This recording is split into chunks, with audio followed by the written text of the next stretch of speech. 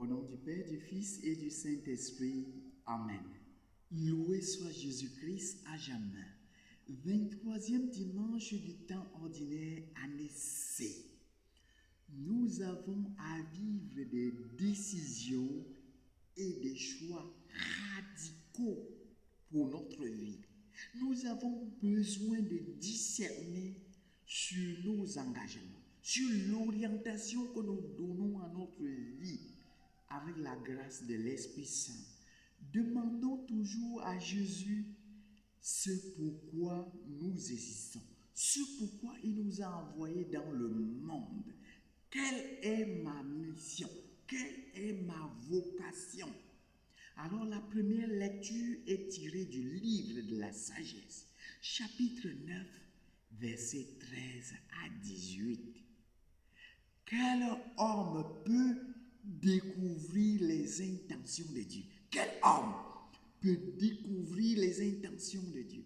Qui a connu la pensée du Seigneur, qui a été son conseiller? Personne ne peut découvrir les intentions de Dieu. Dieu seul, par son esprit, peut nous donner de la conduite de notre essence selon sa volonté. Dieu seul peut nous montrer la conduite de notre existence selon sa volonté. Dieu seul peut permettre à chacun d'entre nous de comprendre la valeur de son existence selon les intentions de Dieu. Alors c'est pour cela que le psalmiste va dire le psaume 89, « Apprends-nous Seigneur la vraie mesure de nos jours, que nos cœurs pénètrent la sagesse de Dieu. » Quelle est la sagesse de Dieu dans ma vie? Quelle est la sagesse de Dieu pour moi? Quelle est la sagesse de Dieu pour chacun d'entre nous? Nous sommes le fruit de la sagesse de Dieu, le fruit de l'amour de Dieu, le fruit de la bonté et de la générosité de Dieu. Dans la deuxième lecture, c'est Saint Paul qui écrit à Philémon. Saint Paul écrit à son disciple Philémon. Il dit, « J'ai quelque chose à te demander pour Onésime. » J'ai quelque chose à te demander pour Onésime. Alors Saint Paul écrit seulement à Philémon. Il écrit aussi à toi qui maltraite Onésime, qui maltraite ton frère et ta sœur, qui traite tes frères et tes sœurs comme des esclaves, qui traite tes employés comme des esclaves, qui maltraite tes employés, qui ne paye pas ton cuisinier, tu ne payes pas ton cuisinier, tu ne payes pas ton chauffeur, tu ne payes pas des enseignants. Mon frère, ma soeur, toi qui as une entreprise, toi qui as une maison, il faut payer les employés. C'est ça que Saint Paul a dit notre attention aujourd'hui. J'ai quelque chose à te dire pour Onésime, pour ton employé, pour ton esclave, pour l'enfant de ta soeur, de ton frère qu'on a mis à la maison, que tu traites comme si ce n'est pas un enfant aussi, mon frère, ma soeur. Pourquoi maltraites-tu l'enfant de ton frère et de ta soeur alors qu'elle t'a envoyé chez toi parce qu'elle te faisait confiance? Mon frère, ma soeur, ne le traite pas comme ça parce qu'il a perdu son père. Ne le traite pas comme ça parce que sa maman est malade, ne peut pas le payer la scolarité. Tu le payes la scolarité, tu te crois qui? Alors Saint Paul te le dit aujourd'hui, j'ai quelque chose à te demander pour Onésime.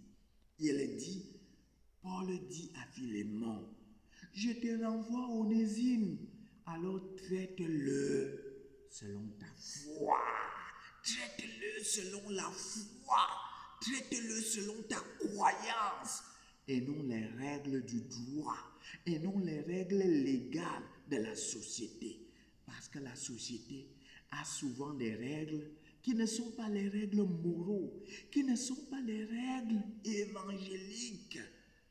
C'est pour cela que Galates chapitre 3, verset 28 nous dit, dans le Christ, il n'y a plus ni esclave ni homme libre, il n'y a plus patron, il n'y a plus ouvrier.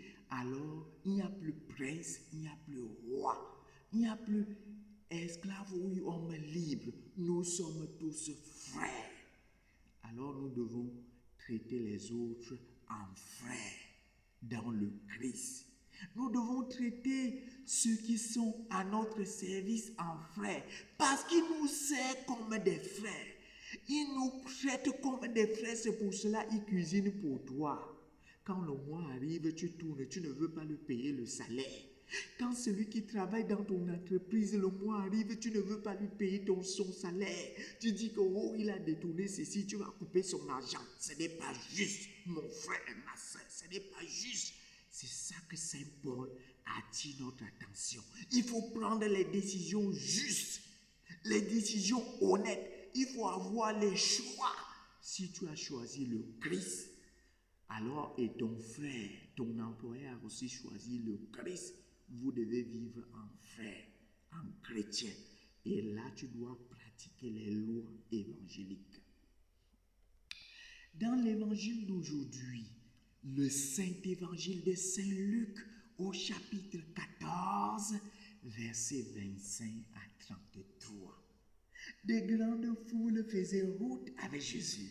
Des grandes foules faisaient route avec Jésus. Toi, tu étais là, moi aussi. Nous sommes en train de faire route vers Jérusalem avec Jésus. Des grandes foules. Toi, tu étais là. Moi aussi, je suis là. Nous tous, nous sommes là, en train de faire route avec Jésus.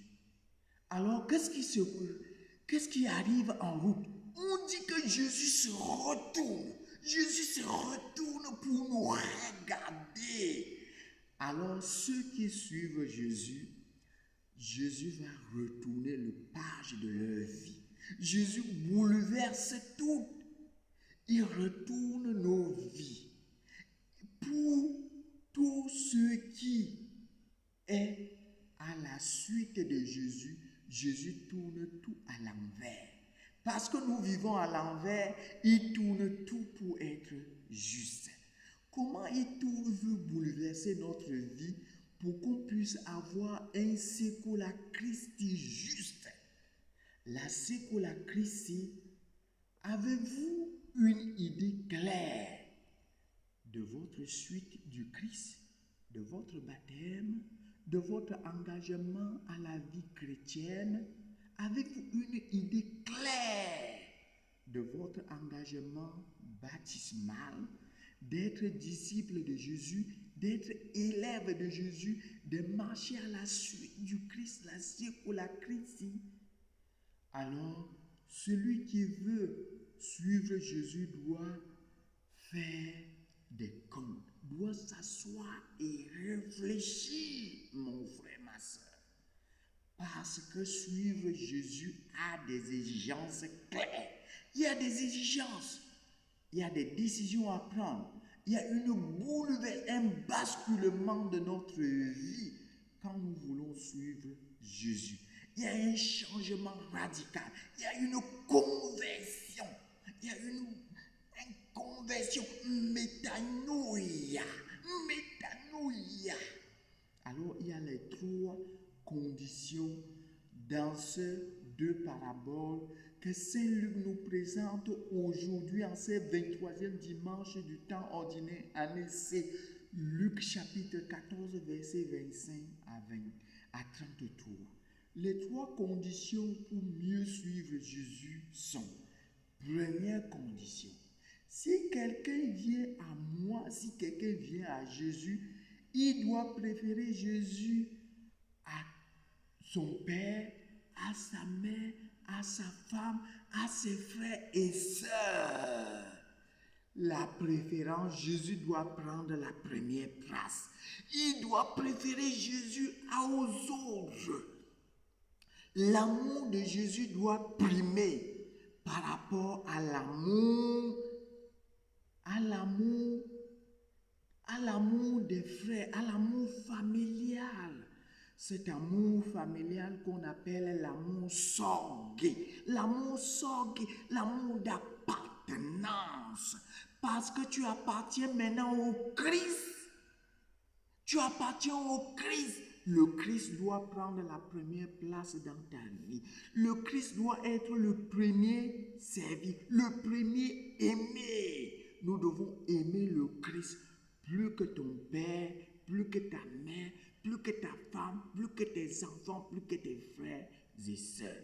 Parce que la mesure de l'amour pour mieux aimer ton père, ta mère, tes frères et sœurs, ta femme, c'est le Christ qui est l'amour. Je suis l'amour. Le Christ est l'amour. Celui qui a le Christ peut mieux aimer ses frères et sœurs. Alors nous ne pouvons pas mettre nos parents devant parce que nos parents nous font des fois des choses que nous les décessons. Là, nous allons décesser Jésus. Jésus qui a obéi à son Père, qui a respecté ses parents, peut nous aider à respecter nos parents, à aimer nos frères et sœurs, à nous sacrifier pour eux. Alors, c'est pour cela que Jésus attire notre attention. Celui qui peut marcher à ma suite doit me préférer, doit m'aimer plus que ses parents, plus que sa famille. L'amour sorgué, l'amour d'appartenance, nous devons préférer l'amour agapé. La deuxième condition pour marcher à la suite de la Christ, nous devons porter notre croix. Celui qui veut marcher à ma suite doit porter sa croix. Car Jésus a porté sa croix. Jésus nous apprendra, car celui qui veut marcher à la suite du Christ ne doit pas dire que les épreuves sont finies, les difficultés sont finies. Il y aura les épreuves, il y aura les difficultés. Si on a traité ainsi le bois vert, quand sera-t-il du bois sec? Si les gens m'ont insulté, m'ont bafoué, si on a traité ainsi nos maîtres, ce sera aussi la même chose qu'on traitera ses serviteurs. Mon frère, ma soeur, suivre le Christ, c'est le martyr. Accepter la croix, accepter la souffrance au nom du Christ. Car si on vous maltraite à cause de mon nom, réjouissez-vous car vos noms sont inscrits dans les cieux. Quand on te maltraite à cause de ta foi en Jésus, à cause de ton engagement à la suite du Christ, à la suite pour la Christ, tu dois te réjouir. Ce n'est pas dire que la suite du Christ, il n'y a pas d'épreuve, il n'y a pas de difficulté. Il en aura toujours. Mais n'ayons pas la croix sans le Christ vaut à l'échec. La souffrance sans Jésus vaut à l'échec. Alors, il faut avoir la croix avec Jésus dedans, sur la croix. Il faut avoir les crucifixes. Marcher à la suite du Christ. La troisième condition, celui qui veut marcher à ma suite doit renoncer à tous ses biens. Oh, mon frère, ma soeur, les biens matériels. Jésus te dit de renoncer aux biens matériels. Ce qui fait que tu te glorifies, ce qui fait que tu gonfles d'orgueil, le matériel, les biens matériels. Alors, chaque être humain se présente à la mesure de ce qu'il a. Là, chaque être humain se présente à la mesure de ce qu'il a. Voilà ce que j'ai. Je me gonfle d'orgueil par mes titres, par mes mérites, par mon avoir. Jésus nous dit aujourd'hui, celui qui veut marcher à sa suite doit renoncer à tous ses biens. Tu dois renoncer à l'amour éros, l'amour de plaisir, l'amour de désir, l'amour avariste. Tu dois renoncer à cet amour pour marcher à la suite de Jésus-Christ. Alors tu dois vivre le détachement. Tu dois vivre le détachement. Détache-toi, mon frère. Détache-toi de tes titres. Détache-toi de ton avoir. Mon frère, ma soeur. Parce que notre avoir fait en sorte que deux fois, on se mesure à l'avoir. Au lieu d'avoir, c'est cet avoir qui nous envahit et on n'est plus. Alors respecte ta dignité. L'homme n'est pas mesuré par son avoir, mais par sa relation avec Dieu. par son intimité avec Dieu. Dis-moi qui tu fréquentes, je te dirai qui tu es. Ne me dis pas, dis-moi ce que tu as, je te dirai ce que tu es. Non, dis-moi qui tu fréquentes. Dis, tu fréquentes, je te dirai qui tu es. Dis-moi qui tu es à sa suite, je te dirai qui tu es, mon frère. Dis-moi qui est ton maître, je te dirai qui tu es. Quel est celui d'entre vous qui veut bâtir un tour, ne s'assoit pas pour réfléchir? Mon frère, ma soeur, si nous voulons bâtir notre vie, nous devons nous asseoir et réfléchir. Si nous voulons décider sur notre vie, nous devons nous asseoir et réfléchir. Quel est celui qui veut aller en guerre? Ne s'assoit pas pour réfléchir. Quel est celui qui veut s'engager dans la vie religieuse, dans le mariage? Ne s'assoit pas pour décider, pour réfléchir, mon frère, ma soeur. Nous devons nous asseoir pour réfléchir. Jésus nous interpelle aujourd'hui. Comment nous bâtissions notre vie? Est-ce qu'on réfléchit avant de bâtir, avant de décider? Ta vie est bâtie sur quoi? Ta vie est bâtie sur quoi? Sur le roc solide qui est le Christ ou bien sur le sable? Ta vie est bâtie sur qui? Sur la personne éphémère? Sur un homme? Heureux l'homme qui met sa confiance sur Dieu et non sur un mortel. Heureux l'homme qui met sa confiance sur Dieu et non sur un mortel. Mon frère, ta vie est bâtie sur qui? Sur Dieu ou bien sur un homme? Mon frère, ma soeur, bâtis sa vie sur le solide. Construis ma vie sur le dur. Bâtis ma vie sur le solide. Construis ma vie sur quelque chose de dur, de solide.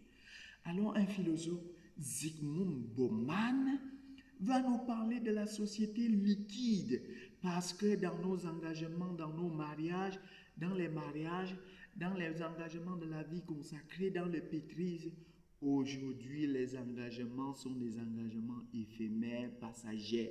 La vie est liquide. La vie n'est plus dure. Les engagements ne sont plus durs, ne sont plus solides. Parce qu'on dit que chaque homme est modelé selon son milieu de vie. Chaque être humain, son comportement reflète son milieu de vie. Dis-moi qui tu es, je vais définir l'endroit où tu vis. Alors si la société est liquide, notre vie est liquide, la société va nous donner la forme qu'elle veut. Parce que quand l'eau est liquide, la forme que tu donnes, l'eau va remplir cette forme. Alors la forme que la société nous donne, c'est ça qu'on remplit aujourd'hui. Nous remplissons les conditions que la société nous donne parce que nos vies sont liquides. Alors si ta vie, nos vies sont formées dans le Christ, sont intégrées dans le Christ, alors le Christ va nous donner la forme qu'il veut. Le Christ va nous donner la forme qui est meilleure. Mon frère, ma soeur, confie ta vie à Jésus. Alors Jésus va donner à ta vie une forme solide. Si tu confies ta vie à la société va te donner une forme que toi-même, tu vas aller à ta perte. Mon frère, ma soeur, que nos engagements puissent être des engagements qui durent.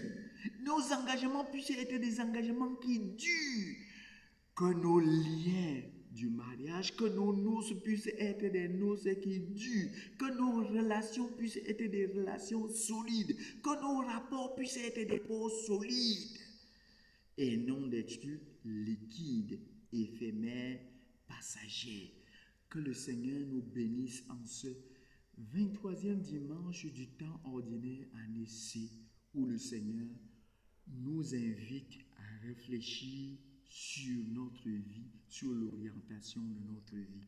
Que la sagesse de Dieu nous pénètre. Seigneur, prends-nous la vraie mesure de notre vie, de nos vies, que nos cœurs pénètrent ta sagesse. Loué soit Jésus-Christ.